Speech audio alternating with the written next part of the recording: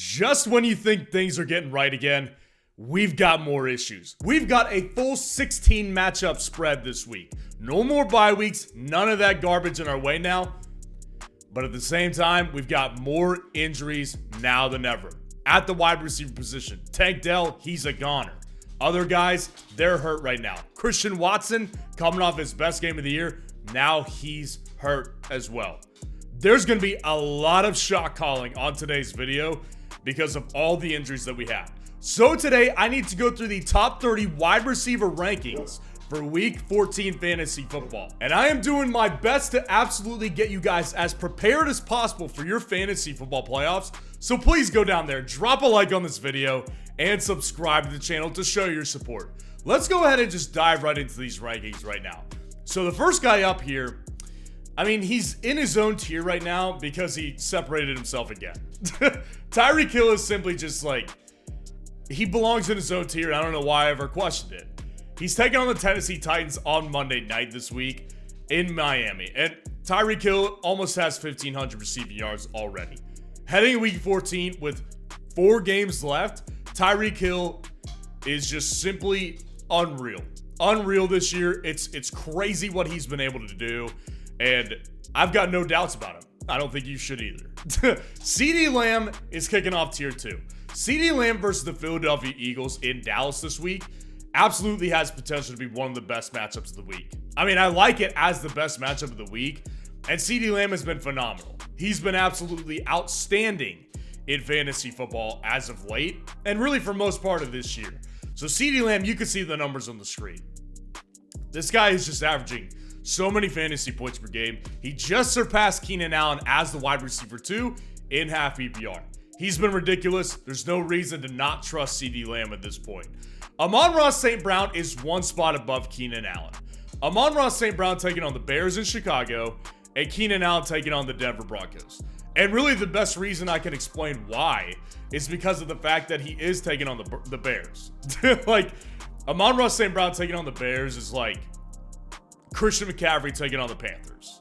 I mean, that's the way I look at it. Amon-Ra St. Brown had 2 catches last week, and luckily one of those went in the end zone, and they were both high upside plays that he had, but it was a little bit disappointing compared to what he usually does. I don't really see that this week. I think he gets peppered with targets again, and I think that he has a great dominant game. Whereas Keenan Allen, I think he gets back to being dominant as well. Now, I predicted this last week with Keenan Allen going up against the New England Patriots. I said it before that game. If you remember, Bill Belichick is good at one thing in this league, and I mean, he's good at a lot of things, but at this point, still dominant at one thing, and it's minimizing your best player. Keenan Allen got minimized in that game. I don't think it happens again. Pat Surtain's a great corner, but they just got ripped to shreds by Nico Collins. I don't see it happening with Keenan Allen. A.J. Brown in that matchup versus Dallas. A.J. Brown has been, like last week was great. He got back to having over 115 yards, which we all love to see that with A.J. Brown, but it was still a little bit disappointing, right? He didn't get in the end zone, and Devonta Smith has been the guy who's been getting in the end zone for the Eagles lately. So I guess from that perspective, I can understand disappointment, but don't forget the numbers on the screen and what he's capable of doing for you. At this point in the season, you can't ever consider sitting A.J. Brown. Nico Collins at number 6 at the New York Jets this week. One spot above Mike Evans at the Atlanta Falcons. I know people are going to think this is aggressive. Having Nico Collins over Mike Evans at this point, I mean, some may think it's not ridiculous. Some may think it's ridiculous. You can see the numbers on the screen. They're both doing extremely well. Now, the difference here between Nico Collins and what Mike Evans has done this year is that Nico Collins is just in a situation where he's going to be this number 1 unquestioned at this point.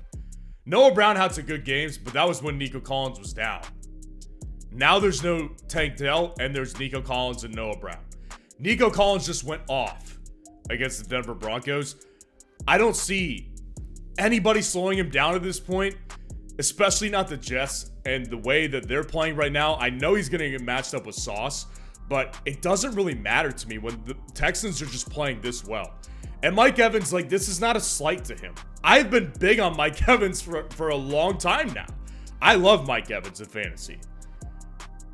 I think that ultimately I trust Nico's quarterback more. I trust his ability to have a boom game more. Mike Evans is great. No slight at all to him. His matchup is great too. Don't take this as a slight. Take this as me saying, if you have Nico Collins, feel very, very good about it. Stefon Diggs is one spot above Ja'Marr Chase. Stefon Diggs taking on the Kansas City Chiefs in Kansas City, and Ja'Marr Chase taking on the Colts in Cincinnati. So Stefon Diggs is really hard right now. Like, it's hard to deal with him because of the fact that it's kind of a Devonte Adams type situation. The difference here is that Stefon Diggs' quarterback is still great, and like, that's about it. I mean, they're both the wide receiver ones on their own team, but Stefon Diggs has been disappointing lately. Now, against the Chiefs, that's the reason. I think that just for old time's sake, if nothing else, I think this has potential to be a big shootout. So, yeah, I'm big on Stefon Diggs this week. And Ja'Marr Chase, like, I said it leading into the week, which is that this player is just elite. And I said also that I think his ceiling is going to be worse. I was clearly wrong. I mean, he just went off for a 30-plus point game against the Jacksonville Jaguars on Monday night. Ja'Marr Chase was outstanding, and Jake Browning was outstanding. Indianapolis does not scare me as a matchup here for Ja'Marr Chase. Justin Jefferson, welcome back, my friend, at number 10. At the Las Vegas Raiders, and this is going to sound like, what are you doing, right? Like, Justin Jefferson, the wide receiver one last year, has been fantastic this year, was a top 5 wide receiver before he went down. How can you have Justin Jefferson at number 10? It's very simple to me, actually. The fact that he's missed all this time and how well does he come back? He'll come back great, but is he better than guys like Mike Evans right now? A.J. Brown? I don't think so. No, I would rather have those guys over Justin Jefferson. I love him. I think he's got a great matchup, but I want to see it happen with Josh Dobbs before I declare him a top 5 player again. And Devonta Smith, one spot above Puka Nacua at 11 and 12. Smith taking on the Cowboys and Puka taking on the Baltimore Ravens. Devonta Smith is just on a roll right now. You can't not play Devonta Smith. He's just been too hot. This is a player I think easily could keep it up. It's not a worry to me whatsoever about what his ultimate, destination is week to week, because I know that this guy is boom or bust to a point. The bottom line is the boom is so big, you play him. And the matchup exactly warrants that. And then Puka against the Ravens, like we saw Puka dominate again. Like, it was great to see for a fantasy football manager, because it gives us confidence again moving forward with Puka, because he's clearly better than Cooper Kupp at this point. It's just a fact. When you watch them both on tape, Puka's the more explosive player. He's more explosive in and out of his routes. He looks faster. He looks healthier. And Puka's dealing with injury too. It doesn't matter to me. Matchup aside, Puka Nacua is back inside the top 12. DJ Moore at number 13, taking on the Detroit Lions. I said it weeks ago with DJ Moore. His upside with Justin Fields is back. That is directly linked to DJ Moore's upside. Justin Fields there, upside. Justin Fields not there, no upside. And Justin Fields and DJ Moore have combined for 2 straight 95-yard performances for DJ Moore the past 2 games. So DJ Moore, and always is a threat to get in the end zone. So DJ Moore is just simply in a matchup where Detroit is just weak. They're vulnerable on defense. They're vulnerable.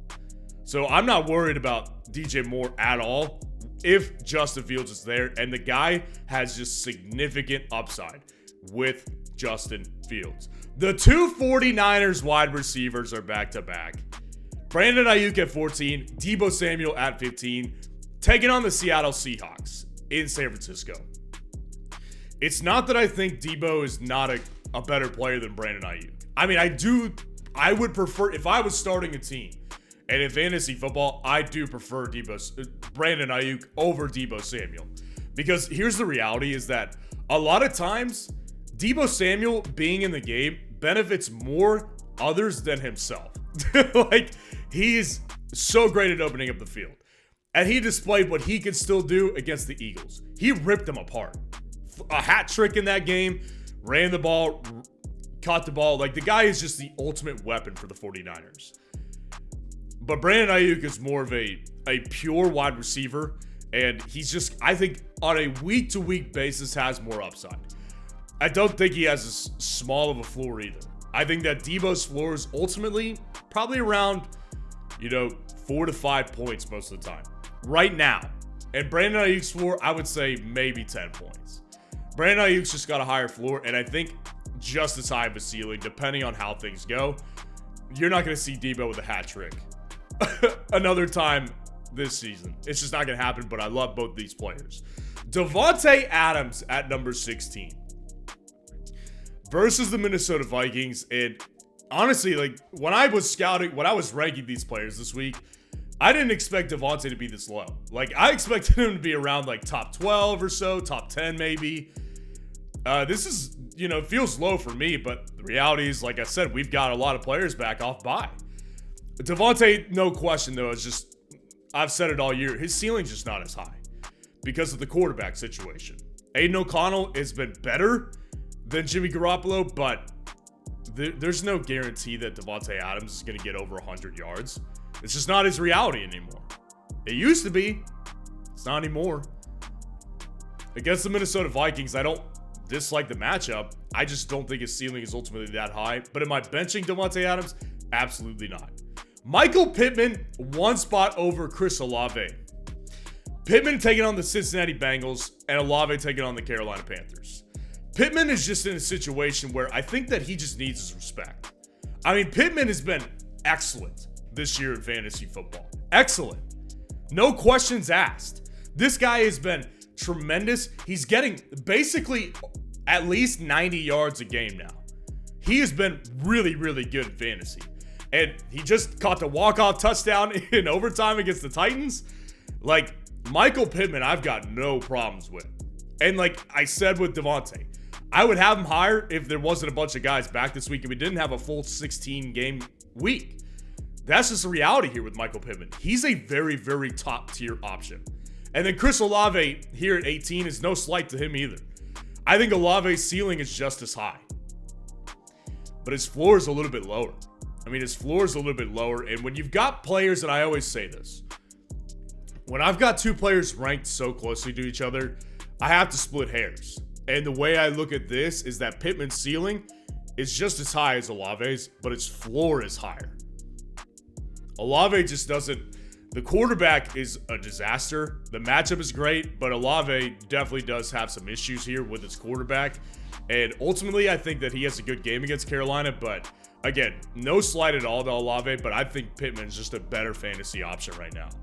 And then I've got DK Metcalf, and I know it's going to ruffle feathers. At 19, at the San Francisco 49ers. Listen, I think DK is clearly by far and away the wide receiver one. I'm not denying that anymore. The target share is there. The capability has always been there. I mean, again, it falls in line with the other guys that we've discussed in this tier is that these are all guys that I would rank higher on a normal basis. Like, DK was just starting to get there for me, but now we've got no more bye weeks to deal with. So I don't think of DK as some top 12 option when I've got guys like Aiyuk, Deebo above him, even Devonte Adams above him. Like, the reality is with DK Metcalf, what we just saw on Thursday night versus the Cowboys, that's not going to happen again this year. Their quarterback's just not good enough. He played way over his head. Best game of the year by far. I don't see that happening against the 49ers. In fact, I see a pretty disappointing output in San Francisco for Geno Smith, and that in turn is going to hurt DK Metcalf a little bit. Jaylen Waddle at 20 versus the Tennessee Titans. Jaylen Waddle is so tough to figure out right now, man. Like, just when I think I have him figured out, I think I've got the answer to why, sometimes he has good games, sometimes he has bad games. I can't figure it out. And let's be clear, he hasn't had a bad game. Like, it's not like he's getting you 1 or 2 points. It's not what's happening right now.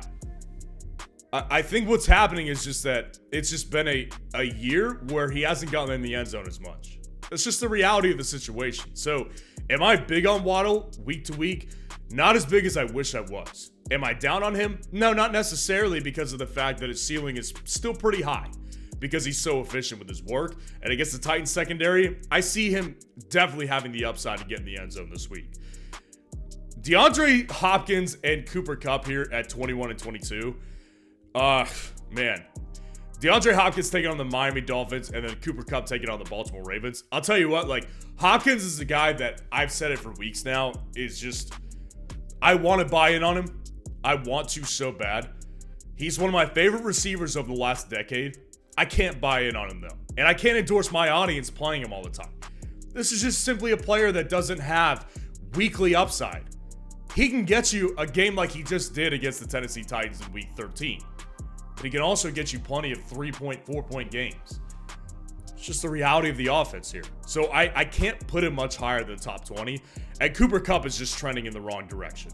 I know he got in the end zone against the Cleveland Browns. It was good to see him back in the end zone, but like I was talking about with Puka Nacua, I think that when you're being honest with yourself and you're watching Puka Nacua and Cooper Kupp play, you'll admit to yourself, Cooper Kupp simply does not look nearly as explosive as Puka Nacua does. There's a reason why Puka Nacua is by far and away Los Angeles' best option at wide receiver, especially in fantasy football right now. So I like Cooper Kupp. I think he can still find the end zone. I think he's still he innately knows how to play the game very well. So I don't rule him out having a big game at some point. Against the Ravens, though, I have a lot of doubts on this one for sure. Garrett Wilson at number 23. Taking on the Houston Texans, it's just been the same story all year. I mean, really, what is there to discuss? Like, I've got no new developments for you on this one. Just look at what he's done this year. It's hot and cold, hot and cold, hot and cold, not based on his own play. It's totally dependent on the quarterback, and that's the beauty and the curse of being a wide receiver. Is you're dependent on your quarterback, and listen, he's just an elite player that, like, through a bad quarterback, he still produces fantasy relevant games, but a lot of times, I mean, it's nowhere near what he could be doing. It's just the reality here. It's unfortunate, and I wish I could say to you, like, he's going to go off this week against the Texans. I'm very deflated when I talk about Garrett Wilson. Honestly, that's how I feel. Noah Brown of the Houston Texans here, taking on the New York Jets in New York. I've got him at 24, and like I said, I'm calling shots. I'm calling shots on Noah Brown. Noah Brown, with no Tank Dell anymore, becomes, in my opinion, the clear number 2 wide receiver. Now, you could make the argument that Robert Woods sees an uptick in volume. John Mechie even maybe sees an uptick in volume. I wouldn't necessarily argue with you on that, but what I would argue is who has shown the most production outside of Tank Dell and Nico Collins this year. It's been Noah Brown. So I don't know how, as a coaching staff, you can look at what he's done and say to yourself, well, we're going to go with Robert Woods in his 30s, way less explosive, basically Allen Robinson at this point. I don't know how you could do that as a coaching staff. So I don't expect it to happen. I expect to see Noah Brown plenty. And if Sauce Gardner and the Jets defense are giving Nico Collins all the attention, there's a good chance that Noah Brown finds himself open in a lot of circumstances this week. So yes, I'm calling my shot on Noah Brown this week. As long as he is active, I think Noah Brown has a shot for a good game. Jacobi Meyers is one spot above Courtland Sutton. Jacobi Meyers at 25 versus the Minnesota Vikings, and Courtland Sutton at 26 at the Los Angeles Chargers.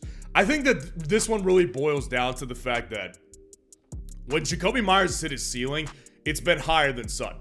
Sutton's ceiling is close to his floor, really. Like, Sutton's ceiling is, 16, 17 points, depending on the format of scoring you're in, because he's just not a high volume guy. He's not getting 10 receptions for 100 yards and a touchdown. That's not his game. What you're seeing from Courtland Sutton is like 2 catches for, 40 yards or 4 catches for 60 yards and a touchdown. Like, what we saw from Courtland Sutton on Sunday versus the Texans, that was kind of out of the norm for him. 40-yard touchdown, that was a little out of the norm. I think Courtland Sutton's a good player in fantasy right now. I just don't think he has the ceiling that we've seen, even with Aiden O'Connell, with Jacobi Meyers this year. So they both have a pretty good matchup, I would say. I always go with the ceiling play. And I think that Jacobi Meyers simply has a higher ceiling than Courtland Sutton does. Gabe Davis and Brandon Cooks are two of a kind right now. Gabe Davis at the Kansas City Chiefs and Brandon Cooks versus Philadelphia. Look, they're both in high upside matchups. Both of these games have a chance for both these teams to get over 30 points. Easily could happen. Gabe Davis has become more involved in his offense, and so has Brandon Cooks. It's actually been relatively consistent lately. And they're both big boom play type of guys. Brandon Cooks didn't exactly boom last week against the Seahawks, but he got in the end zone again. And we've seen him have boot games before, so like the opportunity is there for both of these guys in a big matchup. Again, shot calling is what we're doing this week. These two guys are big time shot calls, but I like the direction of both of them. And then to round out the top 30, I've got Odell Beckham and Rashee Rice. Odell Beckham taking on the Rams, and then Rashee Rice in that Buffalo matchup. They're both shot calls again. I mean, Odell Beckham, is he capable of giving you a 20-point game? Yes, he is. He's done it a couple times this year. Is he also capable of giving you a goose egg? 100%. A little bit of a Calvin Ridley effect to him. I think Odell Beckham, if he comes in healthy against the Rams, the matchup is certainly going to be on his side. And coming out of the bye week, I like the opportunity. And then Rashee Rice versus the Bills, it's like, I had to drop him back down because of the fact that we saw exactly what I feared again this past week, which is, it's just not the same offense. They just don't have the same playmakers. If Rashee Rice was the number 3 pass catcher in this offense, like if they had Travis Kelce and like DJ Moore, just throwing a name out there, and Rashee Rice was the number 2 wide receiver, number 3 pass catching option, I think he'd be a very, very solid play. I'd actually have him ranked higher because of the fact that there wouldn't be as much pressure on him. He doesn't look comfortable in a wide receiver 1 role yet. I mean, that's why we're seeing so much inconsistency. Consistent target share, they want him to be the guy, but he's not ready yet. That's the problem that I ultimately have with Rashee Rice. But again, the matchup potential is definitely high, and we can absolutely see him in the end zone this week. And as I do at the end of every single ranking video, I go through and I give you my favorite underdog wide receiver flex option of the week. And I got to tell you, this guy has... I am fully aware that this particular player has the ability to give you 0 or give you 20 points. I'm fully aware of that. But I've got Jameson Williams this week of the Detroit Lions at the Chicago Bears this week. Jameson Williams, I discussed him in last week's starter sit wide receivers video. And I said he was flexible. And the reason for it is because he's looked good on his opportunities. And leading into last week, offensive coordinator Ben Johnson, he said that Jameson Williams is going to continue to get more involved, more opportunities, because he likes what he's seen from him. That is important to note here. So Jameson Williams is not a guy who's going to get 10 targets. I can't see that. At most, I think he could do 7 targets if they really see a matchup they like. But the potential for him to get 1 target and one run, we saw it last week. He can get in the end zone because he's so explosive. I simply think he's going to get more opportunities this week against the Bears, and that's why he is my underdog wide receiver play of the week. So let me know what you think of the rankings in the comments below and what questions you need answered for Week 14 fantasy football. And if you're looking to start preparing for your fantasy football playoffs right now and you want to find out who the top 12 defenses are, click on this video right here.